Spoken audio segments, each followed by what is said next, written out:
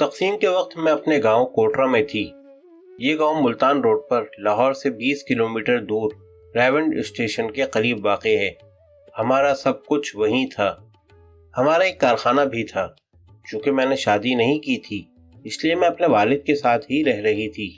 میری ماں کا انتقال ہو چکا تھا۔ میں ہی اپنے والد کی مونس و غمخوار تھی۔ جو کچھ ہوا میرے والد کا خیال تھا چونکہ ان کی تمام جائیداد یہی ہے، اس لیے کوئی مسئلہ درپیش بھی آیا تو ان کے ملازمین ان کی مدد کریں گے۔ انہیں ان پر کتنا بھروسہ تھا۔ میرے چاچا پی این تھاپڑ اس وقت لاہور ڈویژن کے کمشنر تھے۔ انہوں نے ہماری طرف اپنا ایک آدمی بھیجا جس نے بتایا کہ سکھوں نے جنڈیالہ کے ایک گردوارے میں جمع ہو کر حلف اٹھایا ہے کہ وہ مسلمانوں سے راولپنڈی میں سکھوں کے قتل عام کا بدلہ لیں گے، اور قسم اٹھائی ہے کہ فلاں دن مسلمانوں کا قتل عام کیا جائے گا۔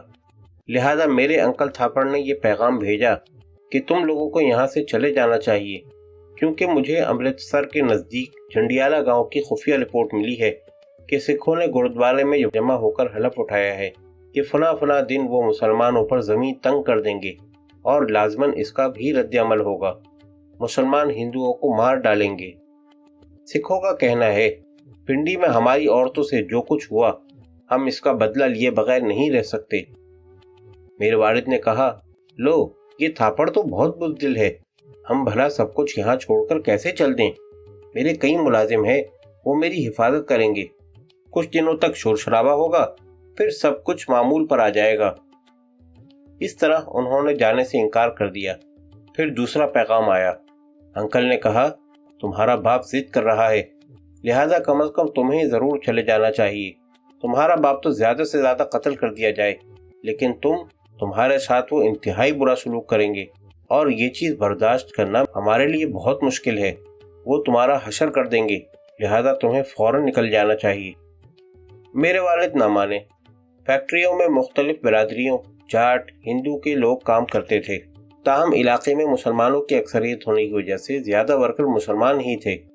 اس وقت تک وہ بہت مؤدب اور تابعدار نظر آئے، اور بہت بے ضرر بھی۔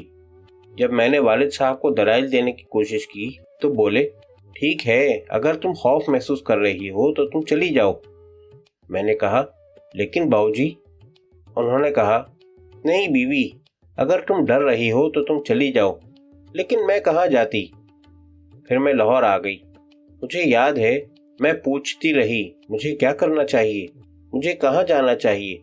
میرے والد نے جانے سے انکار کر دیا تھا۔ مجھے بتایا گیا اس وقت محفوظ ترین ہندو علاقہ پیسا کے شمال میں، ہاں یاد آ گیا، کلو، اس پورے علاقے کو کلو منالی کہتے تھے۔ تقسیم کا عمل شروع ہو چکا تھا۔ میں اکیلی ہی امرتسر چلی گئی تو وہاں فسادات ہو رہے تھے۔ میں تنہا ہی گئی۔ ہمارے ساتھ ایک چھوٹا لڑکا رہا کرتا تھا، مجھے اس کا نام ٹھیک سے یاد نہیں آ رہا، ڈیپو یا ٹیپو، چھوٹا سا لڑکا تھا۔ باؤ جی نے کہا، تم اس لڑکے کو اور کچھ رقم اپنے ساتھ لے جاؤ۔ جتنی بھی رقم تھی، 200 یا 300 روپے، جو کچھ بھی گھر میں تھا، انہوں نے مجھے تھما دیا۔ مجھے ٹھیک سے یاد نہیں، اور انہوں نے مجھے کہا کہ کلو میں پہنچ کر تم ڈاکٹر دیوی چند سے ملنا۔ دیوی چند نے مجھے بتایا ہے کہ وہاں ان کا ایک گھر ہے، اور یہ کہ تمہیں وہاں جانا چاہیے۔ تم وہاں بالکل محفوظ رہو گی، اور جب گڑبڑ ختم ہو جائے گی تم واپس چلی آنا۔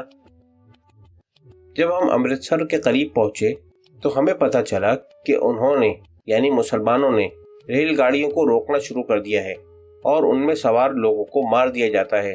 لیکن ہم خوش قسمت ثابت ہوئے۔ ہر کوئی کہہ رہا تھا، اپنی طرف والی کھڑکیاں بند کر لو، وہ لوگوں کو کاٹ رہے ہیں۔ ٹرین، ہر کوئی خوف زدہ تھا۔ وہ کہتے رہے، اپنی کھڑکیاں چڑھا لو، کھڑکیاں بند کر لو، امرتسر قریب آ رہا ہے، اور وہ لوگوں کو کاٹ رہے ہیں۔ ہم نے کھڑکیاں بند کر لیں۔ خدا جانے وہ باہر کیا کر رہے تھے۔ ہم اتنے خوف زدہ تھے کہ باہر تک نہ دیکھ پا رہے تھے۔ ہم دعا کرتے کہ ہماری ٹرین اسٹیشن پر نہ رکے، اور ہماری ٹرین وہاں سے سیدھی نکل گئی۔ ہم نے سنا وہاں قتل عام اور لوٹ مار شروع ہو چکی ہے، اور یہ کہ مسلمانوں نے بھی ہتھیار اٹھا لیے ہیں، اور اسی طرح سکھوں نے بھی۔ بہرحال ہم وہاں سے چلے گئے اور سیدھے کلو پہنچ گئے، اور کچھ دن دیوی چند ووہرا کے گھر قیام کیا۔ وہ چھوٹا لڑکا ہمارا ملازم میرے ساتھ ہی تھا۔ اس کے بعد میں اس گھر سے نکلی اور وہاں چلی گئی، منالی بھی گئی۔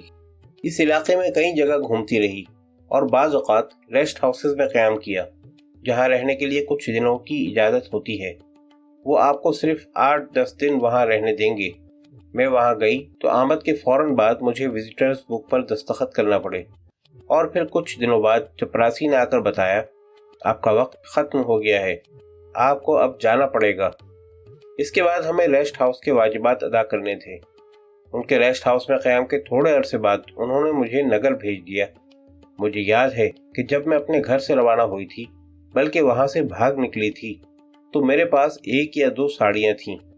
ہاں، میرے باپ نے کہا تھا کہ وہاں آمد پر مجھے کرائے کا مکان لینا چاہیے، پھر انہیں ٹیلی گرام یا خط کے ذریعے اطلاع کر دوں، وہ بھی آ جائیں گے۔ انہوں نے کہا کہ میں ایسی حالت میں نہیں آنا چاہتا، میں بوڑھا آدمی ہوں، تم کہاں مجھے سنبھالتی پھرو گی؟ ہاں، جب تم کچھ رہائش کا بندوبست کر لو گی مجھے اطلاع کر دینا، میں آ جاؤں گا۔ لیکن وہاں بندوبست کرنے کو تھا ہی کیا؟ سب سے پہلے میں دھرم شالہ گئی۔ چھوٹے لڑکے نے محسوس کر لیا کہ میرے پاس کوئی پیسہ نہیں بچا۔ وہ 10 دن یا شاید 1 ماہ میرے ساتھ رہا، پھر میرے اپنے کھانے کے لیے رقم باقی نہ رہی۔ ظاہر ہے کہ اس کے لیے بھی کچھ نہیں تھا۔ لڑکے نے سوچا اس کے پاس تو اب کچھ بھی باقی نہیں بچا، اور پھر خاموشی سے بھاگ نکلا۔ معلوم نہیں وہ کہاں گیا تھا۔ اگلے دن میں ڈیپو پکارتی رہی، تاہم وہ کہیں نظر نہ آیا۔ پھر ریسٹ ہاؤس کے چوکیدار نے پیسوں کا تقاضا کر دیا۔ میں نے اسے بتایا کہ میرے پاس کوئی پیسہ نہیں، لیکن میرا تعلق ایک اہم خاندان سے ہے، میں دستخط کر کے نیچے اپنا نام لکھ دیتی ہوں۔ میں اپنے گھر سے بھاگی ہوئی ہوں اور واپس نہیں جا سکتی۔ ریڈیو اور اخبارات میں آ رہا ہے کہ قتل و غارت کا بازار ہر طرف گرم ہے۔ مجھے معلوم نہیں میرے رشتہ دار کہاں ہیں۔ جیسے ہی مجھے کوئی خیر خبر ملے گی میں تمہیں پیسے دے دوں گی۔ وہاں سے میں نگر چلی آئی اور پھر واپس آ گئی۔ وہ کون سی جگہ تھی یاد نہیں آ رہا، یہ کوئی اور مقام تھا۔ یہاں بھی ہر طرف قتل عام ہو رہا تھا۔ وہاں گوجر تھے جنہوں نے مسلمانوں کو ہلاک کرنا شروع کر دیا تھا۔ جن سنگھیے قتل کرنے کے عادی تھے، وہ شراب پیتے اور پھر قتل کرنے لگتے۔ ہندو ایسا نہیں کر سکتے تھے، وہ ڈرتے تھے۔ نوجوان لڑکے شراب میں مدہوش ہو جاتے اور پھر مسلمانوں کو مارنا شروع کر دیتے۔ وہاں ایک نوجوان لڑکا تھا، چھوٹا لیکن پٹھانوں کی طرح مضبوط اور خوبصورت تھا۔ اس وقت میں ڈاکٹر دیوی چند کے گھر پر تھی۔ میں وہاں کھڑی تھی کہ وہ چیخنے چلانے لگے، وہ اسے جان سے مارنے لگے ہیں، وہ اسے مارنے والے ہیں۔ پھر لوگ التجا کرنے لگے، اسے مت مارو، اسے نہ مارو، یہ بہت چھوٹا ہے۔ اور انہوں نے جواب دیا، ہم اسے کہہ رہے ہیں ہندو بن جائے، اگر یہ ہندو بن جاتا ہے تو ہم اسے چھوڑ دیں گے، ورنہ اسے نہیں چھوڑا جائے گا۔ ہم نے اسے قائل کرنے کی کوشش کی۔ ہم نے کہا، بچے ہندو بن جاؤ، لیکن وہ دھاڑا، میں ہندو ہرگز نہیں بنوں گا۔ یہ میری گردن کاٹ سکتے ہیں لیکن میں ہندو نہیں بن سکتا، میں اپنی گردن کٹوا لوں گا، اور اسے چیختے ہوئے ساتھ لے گئے۔ میں نہیں جانتی کہ انہوں نے اسے قتل کر دیا تھا کہ نہیں۔ حالات بدتر ہو چلے تھے، ہر طرف لاشیں پڑی ہوتی۔ دریائے بیاس میں طغیانی آ گئی، بہت زیادہ بارش ہوئی۔ میں نے اس طرح کی بارش کبھی نہیں دیکھی تھی۔ دریا نے بند توڑ ڈالے، لاشیں ساتھ بہا لے گیا۔ میرے پاس کوئی پیسہ نہیں تھا، کوئی لباس بھی نہیں تھا، صرف چند چیتھڑے تھے۔ کسی طرح میں نے ایک تھالی خرید لی، اس پر کچھ آٹا گوندھ کر اس پر کھانا تیار کرتی۔ حالات بہت بگڑ چکے تھے۔ ایک دن میں دریا کے کنارے چہل قدمی کر رہی تھی۔ میرے ہاتھ میں ایک مالا تھی، جیب میں کوئی رقم نہیں تھی۔ ایک دور میں تقریباً جوگن بن گئی تھی۔